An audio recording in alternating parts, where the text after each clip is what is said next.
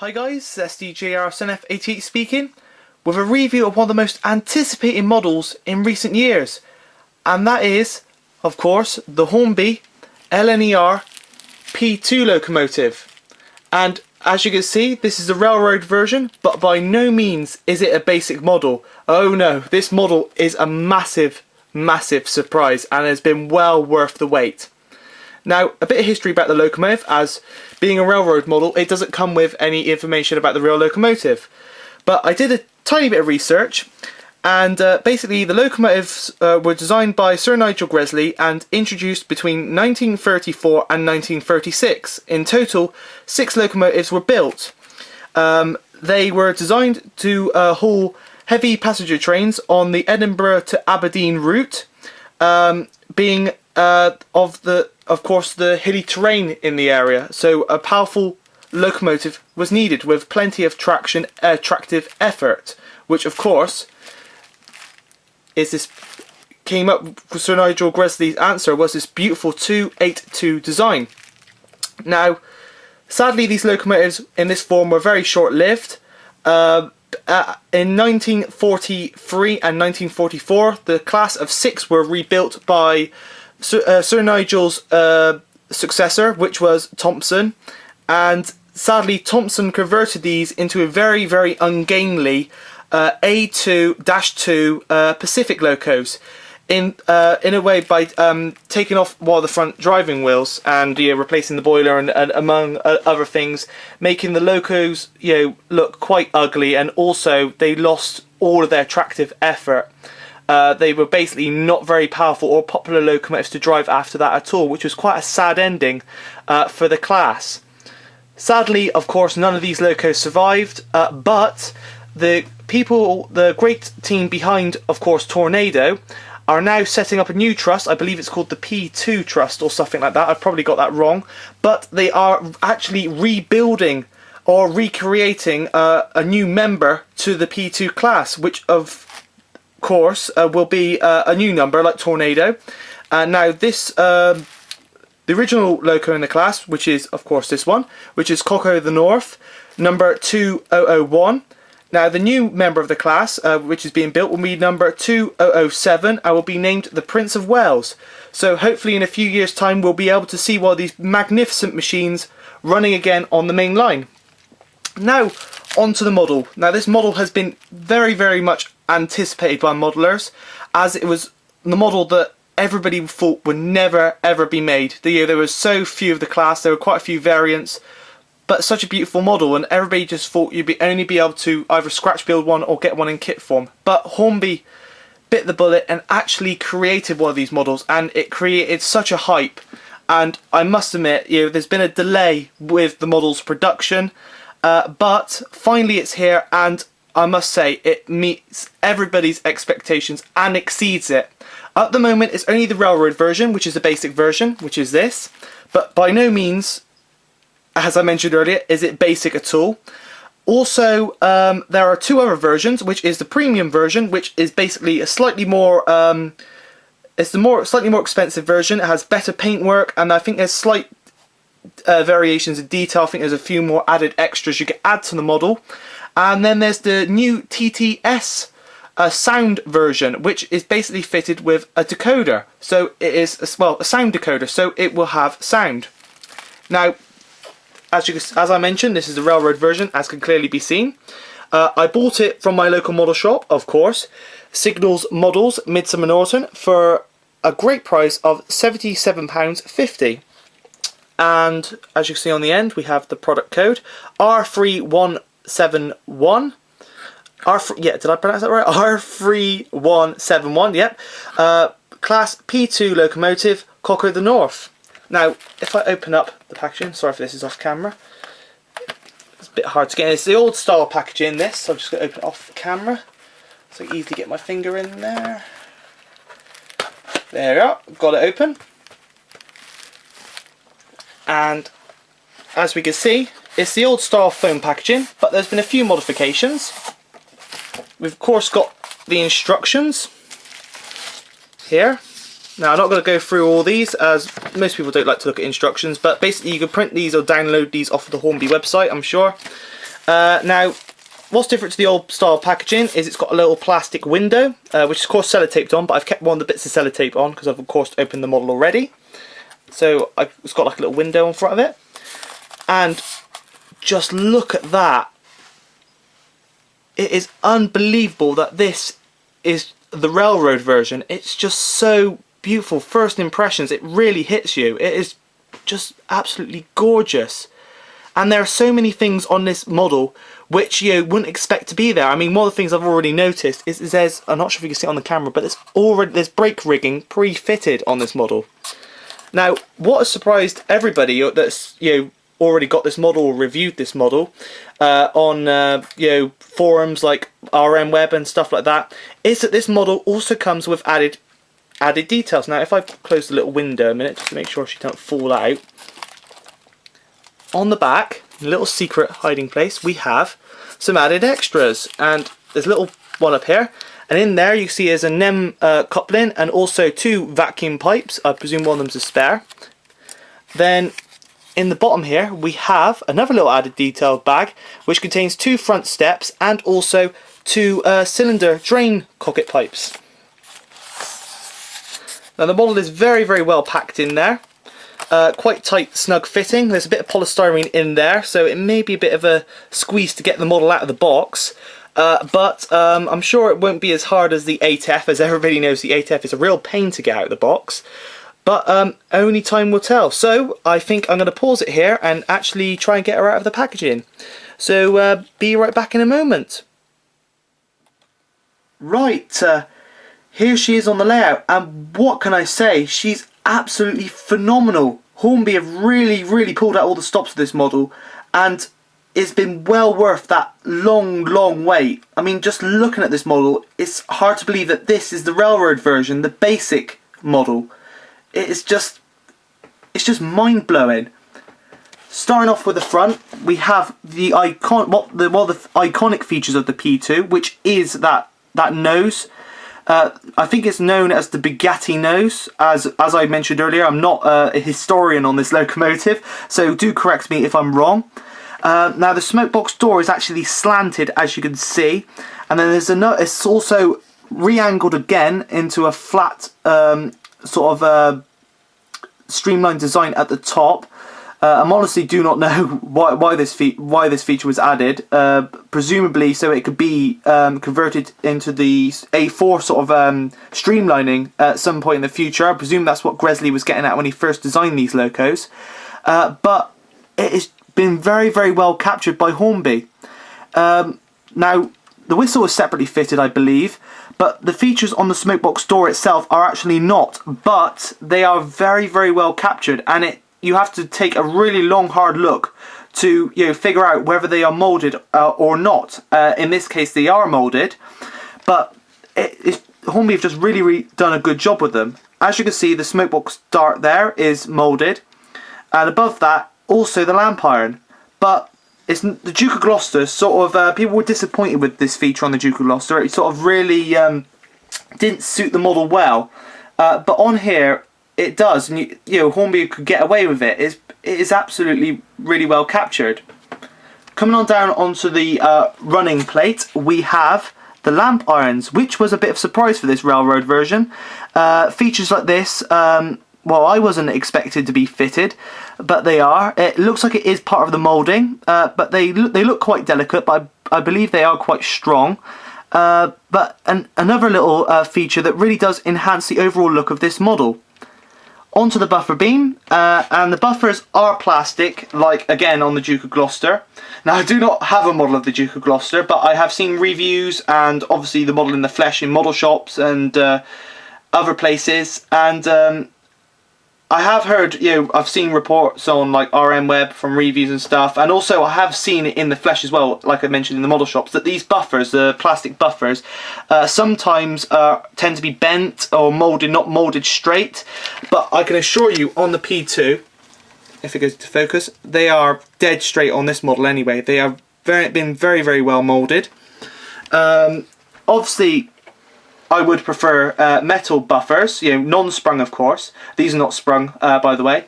But I think Hornby have done a really good job with these, and you know, it doesn't, you know, damage the overall look of this model at all. Of course, you just got to be a bit careful with them, but they do look a lot stronger than the ones on the Duke of Gloucester, I must admit.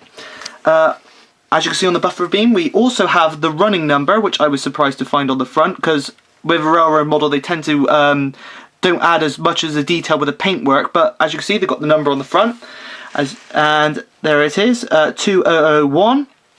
There is also a chain link coupling, no chain but the hooks there, and also a little hole to the left of that, which is of course for the separately fitted vacuum pipe, which is in the box as shown earlier.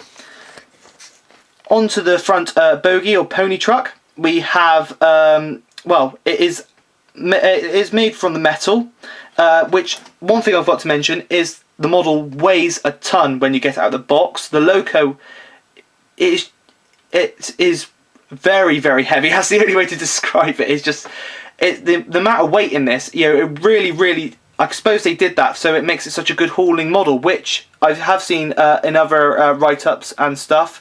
And of course the BRM's running a video of the prototype. It can haul. So that should stop the front pony truck from jumping any points. Then we come up onto the valve gear, which is Crossi valve gear. I hope I pronounced that correct. I probably pronounced that wrong, but it's a very interesting form of valve gear. Instead of you know, the sort of normal up and down motion of the back and forth motion of a normal loco linkage, Crossi whatever valve gear was different, as it was more like the rotation of a drive shaft, like on a car or a truck. It rotates, which is this along here. Now that rotates and does basically all the same function, I presume, as what the other valve gear, other form of Worcester valve gear does.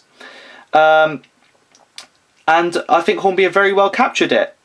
It is moulded plastic, but it really does look the part. And of course you cannot make that work in 00 scale. I mean, it's just so, you would have to have, it's just such a fine piece. I mean, I think it's actually practically impossible to try and get something like that to work or function on a model like this.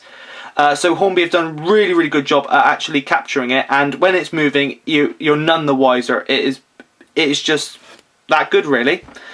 As you can see, the cylinder is also slightly different to a normal locomotive, with this long extrusion on the top of it.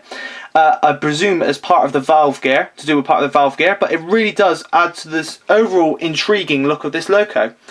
We come on up to the side and we have the smoke deflectors dash part of the Bugatti nose, with the Cock O' the North number nameplate on it, which has been very well captured. It is printed to the model. The premium version, I believe, will come with etched nameplates. Now, the Duke of Gloucester premium version also said it would come with etched nameplates, but really it was, again, a printed nameplate on a piece of plastic, which you separately fitted yourself, which was a bit of a letdown, but hopefully the nameplate coming with the premium version, as you know, Hornby done so well with this model, I hope that they've seen the error of their ways with that one and will be adding etched metal to that one. Then we come onto the top and we have the funnel and the whistle. As well, I mentioned the whistle earlier, but we have the double blast pipe funnel. Then we move along the boiler and we have this beautiful rivet detail. Another unique feature for this loco. I believe the boiler, or what I've briefly read up on this loco, part of it is, many of the features on it are actually based on another one of Gresley's designs, which is the Hush Hush, which was a high pressure locomotive. And I presume the boiler incorporated some of those features. And Hornby have very well captured this feature to the boiler. And then coming down below that, we also have another part for the valve gear, I believe, or part of the boiler. I honestly do not know what half of this stuff does on the side of the loco, but it looks good. This is actually surprisingly separately fitted, as you can see, with the separately fitted pipes there. As so is the loco's handrails, which is also another massive surprise for the railroad version. At first, we were led to believe that this, for the railroad version, this would be moulded. But as you can see, Hornby have actually decided that it should be separately fitted, and well done to them. I think it actually really does enhance the model. Livery wise for this model is actually very, very good, and I'm very surprised. Looking at the Railroad Flying Scotsman, the livery looks a bit plain and flat, but when you see this model in the flesh, the railroad version anyway, the livery actually does almost come on to par with the same green as they use for the premium National Railway Museum Flying Scotsman, and even the lining too. As you can see, on the Flying Scotsman, the railroad version, I believe it's just a white band, but Hornby have gone to town and added the black band in the centre of the white band, which really does enhance the overall livery. Now, being the railroad version, they haven't added the black and white lining to the wheels, nor around the outer rim of the nose, nor on the cab. But being a railroad version, you could either modify that, add that yourself, or just keep it as it is, because that's one of the areas that saves costs for this model. And personally, I'm not too fussed, and I think the model looks absolutely stunning, really, without it. Now, onto the drive wheels. We got these 8 beautiful drive wheels. It's again another unique version for another unique feature for an express passenger loco, being a 282 configuration. Now the rear pony truck, rear bogie, is like on the super detailed A4s, and I believe also the railroad versions. It's actually fixed. It doesn't rotate. It is made from the die-cast metal, the same as the whole frame. Well, the whole frame is all one piece of die-cast metal, which gives it its phenomenal weight. It's just unbelievably heavy, which will add for its traction effort when pulling when pulling stock. In the BRM's sort of review of the premium prototype, they got this thing pulling well over 20 coaches, and without slipping whatsoever. And they even compared it to a kit of the rebuilt version, which weighed about double the weight of this model because it was totally made from metal, and that thing could not pull what this thing could pull. But it's got the flangeless wheel under there, a feature I quite like, because I find that when you're on sharp corners, like I sadly have on my layout, radius 3 is the outer one, which is the biggest radius I got. The pony truck would swivel out from underneath the boiler and of course not look very effective, but that's why I quite like these fitted ones. Moving on up, we got the wash plugs. Again, a part of the body moulding, but they look separately fitted. They are very well captured. Side of the cab, we've got the running number, again, 2001. One of the interesting features here is that the handrails are moulded, which is sort of understandable, as is the same on the tender. But one of the features that is surprising is there is glazing. Now, not many of the railroad models have glazing. The Tornado doesn't, and which is quite surprising, because if they added glazing to the Tornado, I feel it would really improve the model. But they've realised that with the P2, and they have added it, and it really does enhance it. Coming up onto the top, we have the safety valves and the roof vents. Now, the roof vents are moulded in that position, which I think Hornby have done a really good job at, because unless the driver had OCD and wanted to keep them both in line, that would not be common. So Hornby have gone for the offset, offset them, which I think really does give that look of the working locomotive. We also have some lovely rivet detail on there, but the camera's not picking it up. There we go. With the panel work on the top there. Now there is cab detail as well, but being a railroad version, it is not painted. It's a bit hard to see in there, but it is not painted. But it is there. There's no printing on the dials or anything either. But if you want to improve that by painting it yourself, go ahead. But yet another surprise for a railroad version is the separately fitted cab doors. Now, this really surprised quite a lot of people on RM Web on why Hornby added this feature to the railroad version, but are over the moon they did. And if Hornby, if you are watching this or have read any of the reviews of the model on RM Web and any other model railway forum, basically, keep it up and add it to other railroad versions, because it is such a good little feature to add, really. I mean, it does enhance the overall look of the model. coming on to the tender, we have the LNER text, of course, and we have the white lining. Now, this doesn't have a black line in the middle of it, but it doesn't really ruin the overall effect of the loco. Then we come on to the detail of the axle boxes. As you can see, all very well captured. It's a very similar design tender to Tornado's, the Tornado design tender on the Railroad one. Again, on the back we have the buffers, again moulded plastic.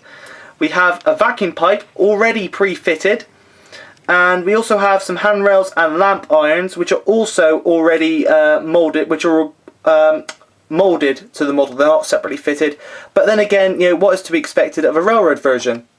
The coal load actually doesn't look too bad. It is a bit plasticky, but you know, it's not the worst I've seen, and I think Hornby have done a really overall good job.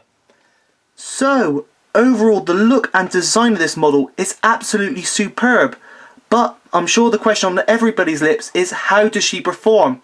And I can safely say, straight from the box, she is the smoothest locomotive that I have ever ran straight from the box. Runs as sweet as a nut. I've obviously given her a run in, 15 minutes in each direction. I've got to give her another 15 minutes in each direction. But as we will see now, I will turn on the HM2000, which I've been using for all my other reviews lately. Give her a bit more power. And as you can see, she can really crawl. Now she can crawl slower than that, but the track's a bit dirty here, so I'm not going to risk her stalling. But oh, there we are. See what I mean by the dirty track? But as you can see, she really does perform nice and smooth. I'll have to give that bit of track a bit more of a clean. There we go, give her a bit more power. Get up to a nice cruising speed.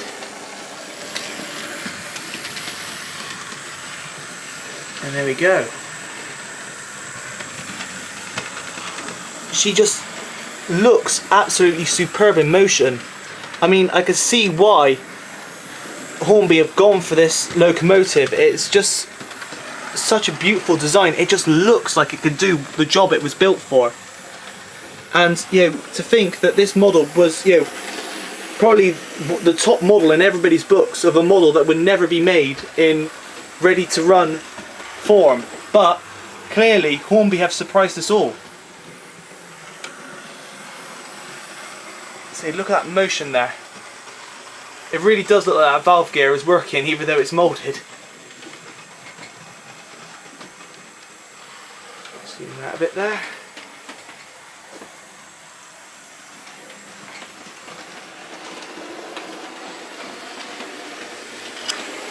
Now she has a 3-pole motor, which of course is you know, different to a 5-pole motor.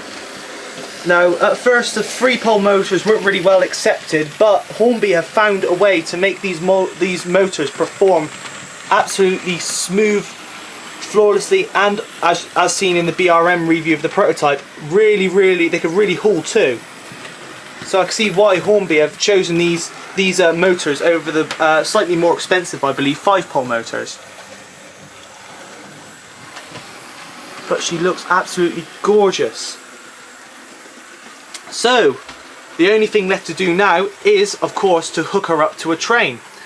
And I'm going to pause the video here again and let her run in a bit more, and I'll couple her up to some suitable coaches.